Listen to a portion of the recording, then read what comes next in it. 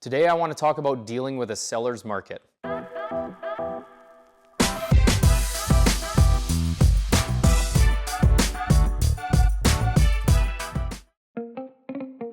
Welcome to Behind the Sold Sign. I'm Logan Queen with the Queen team and RE/MAX Professionals in Winnipeg, Manitoba. As you may or may not know, Winnipeg is a seller's market. Generally speaking, most of Winnipeg and most of the homes in the area are still seeing a seller's market. So there are more buyers looking for the homes in the areas than there are homes to sell. The other thing too is we've been seeing some drops in the interest rates with the banks of Canada. So we are seeing more people have more interest coming back to the table and shopping for houses. It's very rare that we see nice houses that are turnkey, ready to go right now, not selling in multiple offer situations. That really is the gist of it. What is a seller's market? It's where there are not enough houses out there for the purchasers that are trying to purchase the houses. I can tell you in the last 5-6 months, it's been a pretty strong seller's market still. It goes and goes and goes. Sometimes the seller's market kind of goes down a little bit. It's a little slower, but it's pretty rare that, unless it's a strange property or something a little bit different than usual, if it's a fairly straightforward home that is well kept, turnkey, chances are it will sell multiple offers. There are still offer dates just about every other day in this city, and it is very rare to see anything sitting on the market. If it is sitting on the market, there's typically something wrong with it, whether that means an actual issue with the home or the price is just not in line with what is going on in the market right now. Typically, again, I say that as typically because not every pocket of the city is the same. There are certain areas that are going to be maybe a little slower, some areas that are going to be a little more competitive. But as a general rule of thumb in the city of Winnipeg right now, even exterior of Winnipeg, we're seeing it as well, but Winnipeg for sure. The main popular locations throughout the city, the main living neighborhoods that people want to be in are competitive and they are a seller's market. So the question I get a lot is, how does this affect me as a buyer? Unfortunately, it mostly affects you as a buyer. That's the part that is affected the majority of the time in this. The sellers have it the way they want it. They can typically pick their possession date. They can typically pick, what kind of inclusions they give at their house. They can typically have a very short timeline on the market because so many people want to see their homes and want to purchase their homes. What this means for you as a purchaser is you are generally going to have to make your offer much more competitive. You will likely pay a premium for the home to get it, because you are going up against multiple groups that also want the home. If you see 10, 15, even 5 groups who want to buy the home, only one can buy it. So your offer has to stand out. And because we're in Winnipeg, where it is a closed bidding system, you don't get to see what other people are offering. You don't get to see if you're comfortable paying more than they would.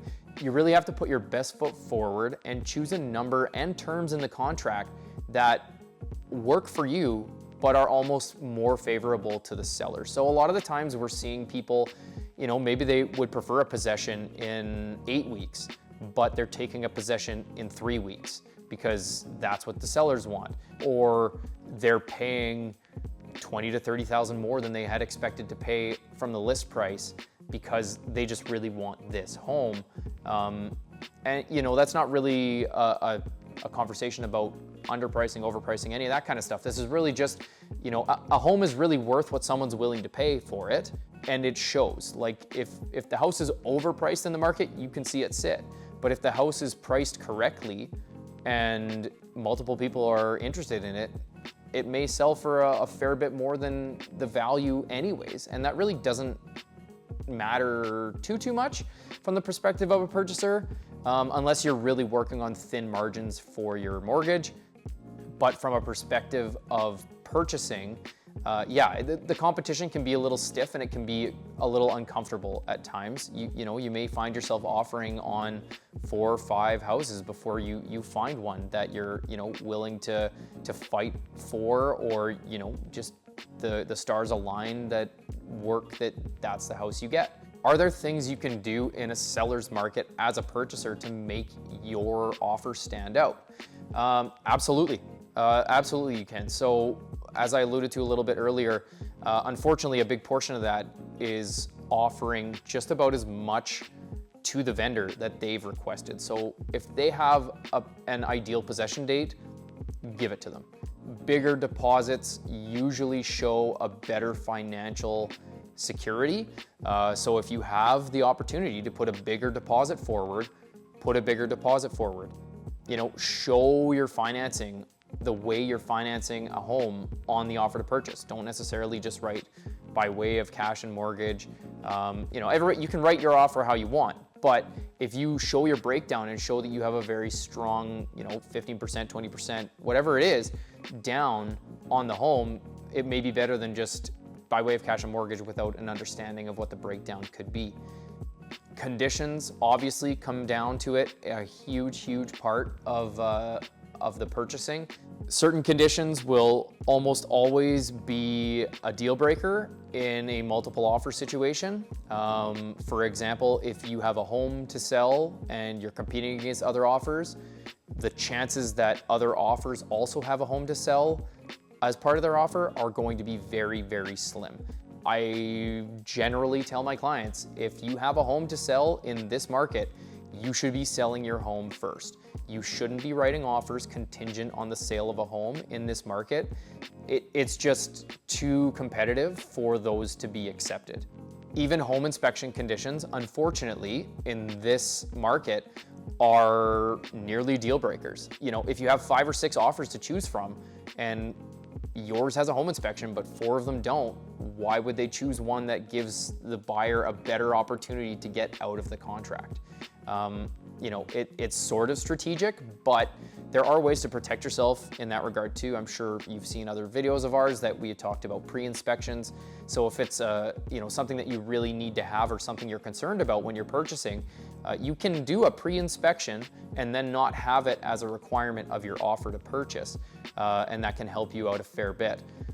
But that condition, if you're competing, could be a deal breaker. Even financing, as unfortunate as that sounds, we are seeing a lot more and more offers that are unconditional. So they're, you know, you hand that to the seller, they see the offer, and all they have to do is sign it, and that's that.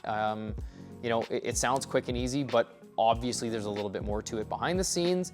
I've only seen a handful of houses in the entire time that I've been a realtor actually purchased in cash, that there wasn't some sort of financing in place. So, you know, writing an offer unconditional doesn't necessarily mean that they're not getting financing or they're not, you know, getting money from somewhere that isn't just a cash offer. Like, it doesn't mean it's a cash offer. It could just mean that it's, you know, they're willing to take the risk of losing their deposit and potentially litigating from the sellers, that their finances are strong enough that they can write without a financing condition. So yes, you know, the less conditions you have, the better. The more you are writing your offer to cater to the seller, the better. I know that's not what buyers want to hear. Buyers typically want a deal, or they want to be able to pick the house they want with the terms they want. But unfortunately, when it is a seller's market, the sellers have the reins when it comes to the offers and the situations for selling that home.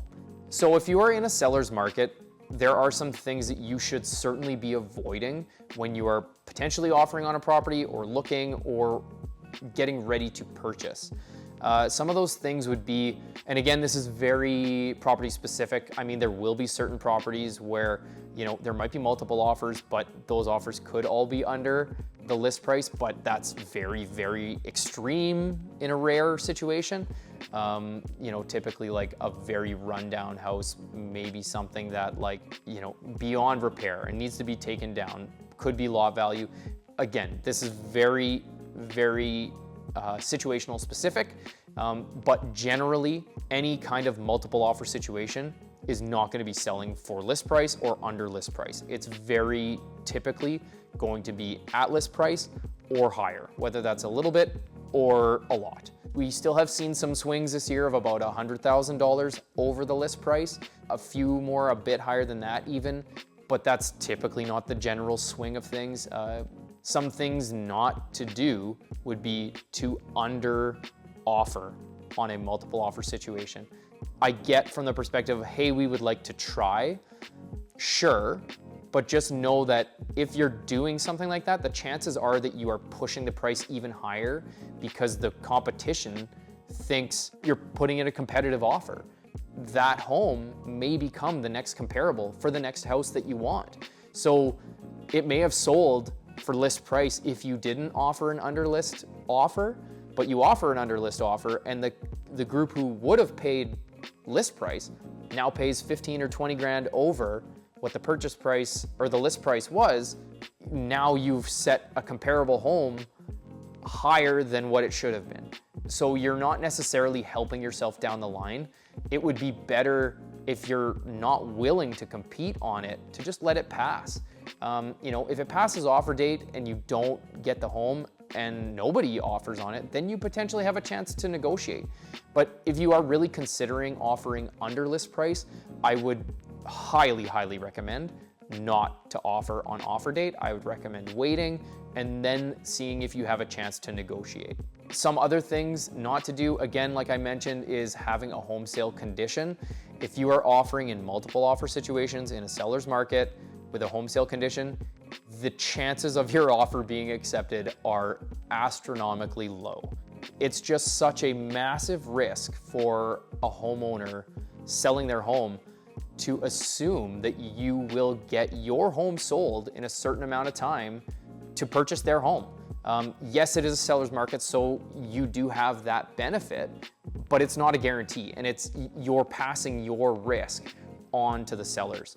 And most people are just not willing to take that. If you're the only offer and that's the only situation they have to accept, then they might. But if you're competing in a seller's market with that, there's no chance of getting your offer accepted. Other things to avoid are very low deposits. I know that finances are tough for some people, but if you're not offering a deposit that makes people trust that you can actually go through with the purchase, that could be a problem as well. In Manitoba, we don't really have a set number for deposits. I've heard in different provinces it can be 5% of the purchase price of the home, but here we don't have that. It's kind of what you will, what the parties agree to, what you're comfortable with. I've seen deposits of $700. I've seen deposits of $350,000. So you really just, it really depends on the home. It depends on what the purchase price is or is going to be, and whether each side agrees that that's a favorable deposit. But don't go too low. I would almost never offer anything less than $1,000, almost always $5,000 or more, really depending on what kind of property it is, but that would be my recommendation. Try to keep it something that people trust that you're going to be upset about losing if you don't commit to the offer at the end of the day. So yeah, it's not doom and gloom out there. There are definitely opportunities for people to purchase homes still. It is tougher. You have to have a bit more of a thick skin as a purchaser going in, just because you don't know for sure if the home you love is gonna be the home you're gonna get. I assure you there are other homes out there that would fit you. There are other options for purchasing. It just may take some time. It may take a little extra energy, but stick with it. Trust your realtor. Listen to the advice of the people who are working the market every single day, looking at the numbers, paying attention to how the offers are going, and really trust that they're telling you the right thing to do. And if you don't trust that they're telling you the right thing to do, you're probably going to offer on a multiple times. You're probably going to be in the market for a while. The process is probably going to drag on, and you're probably not going to be that comfortable with it after a while. So you hired a realtor for a reason. Just respect that we are looking out for you. We are trying to get you, the home you want, how you can get it. You may not always be willing to pay the number that is going to get the home. And if that's the case, that's the case. But just trust the advice you're getting from your professional. And I wish you all the best of luck in the seller's market. Again, I'm Logan Queen with the Queen team, RE/MAX Professionals. Have a great day.